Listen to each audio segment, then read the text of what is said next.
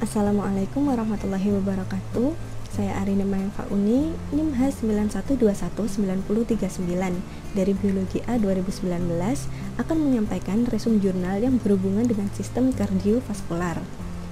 Jurnal ini memiliki judul Pengaruh Pemberian timokuinon terhadap gambaran histopatologi jantung tikus putih, Ratus norvegicus, Gallur sprague Dawley yang diinduksi asap rokok. Diambil dari jurnal Majority Vol 8 nomor 1 tahun 2019 halaman 84-89. Penulis Aliza Esti Kusuma, Susianti, dan Dwita Oktaria. Tujuan penelitian ini adalah untuk mengetahui pengaruh timokuinon terhadap gambaran histopatologi miokardium yang diinduksi asap rokok.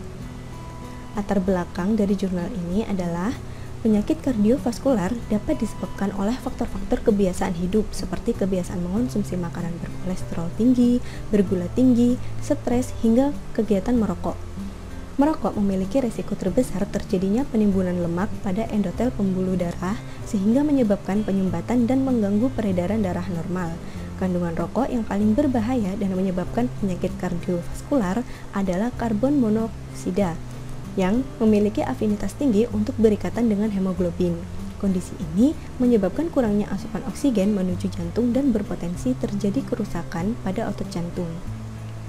Timokuinon adalah salah satu kandungan aktif di dalam minyak jintan hitam Nigella sativa yang memiliki efek antioksidan yang mampu mengurangi kerusakan dari sel-sel miokardium jantung dengan menekan pembentukan reaktif spesies oksigen atau ROS sehingga menurunkan risiko ikatan antara radikal bebas dengan membran lipid. Metode penelitian yang pertama, menggunakan 24 ekor tikus yang dibagi menjadi 3 jenis kelompok kontrol dan 1 kelompok perlakuan. Yang pertama, kelompok K diberi makan dan minum tanpa perlakuan. Yang kedua, kelompok R diberi paparan asap rokok 2 batang per hari. Yang ketiga, kelompok Z diberi paparan asap rokok 2 batang per hari dan 0,5 mili minyak zaitun. Yang keempat, kelompok T diberi paparan asap rokok 2 batang per hari dan diberi timokuinon 5 mg per kg BB per hari. Perlakuan tersebut dilakukan selama 14 hari. Metode kedua yaitu organ jantung dibuat sediaan mikroskopis dengan parafin dan pewarnaan hematoksilin eosin menggunakan mikroskop perbesaran 400 kali dalam pengamatannya.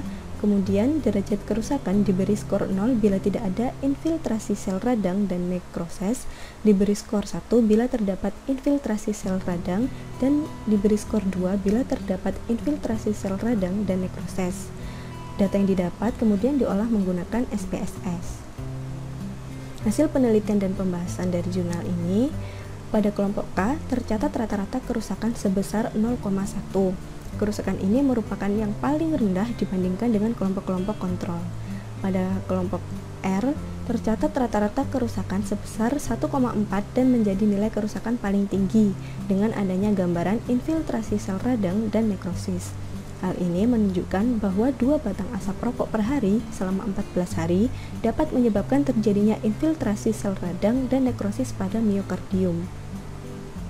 Pada kelompok T, tercatat rata-rata kerusakan sebesar 0,8. Hal ini membuktikan bahwa timokuinon dosis 5 mg per kg BB per hari mampu menghambat infiltrasi sel radang dan nekrosis pada miokardium. Dan pada kelompok Z tercatat rata-rata kerusakan sebesar 0,77. Hal tersebut menunjukkan bahwa minyak zaitun cukup berperan dalam memperbaiki struktur miokardium. Data yang telah diolah menggunakan SPSS berdasarkan uji post hoc LSD menunjukkan nilai p-value kurang dari 0,05, menjelaskan bahwa terdapat perbedaan bermakna antara masing-masing kelompok menurut derajat kerusakan miokardium.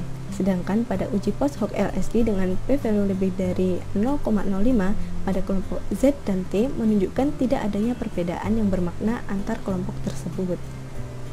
Kesimpulannya, berdasarkan penelitian dapat disimpulkan bahwa terdapat pengaruh pemberian timokuinon terhadap gambaran histopatologi jantung tikus putih, Ratus norvegicus, Gallur sprague Dawley yang diinduksi asap rokok. Sekian dari saya, kurang lebihnya mohon maaf. Terima kasih. Wassalamualaikum warahmatullahi wabarakatuh.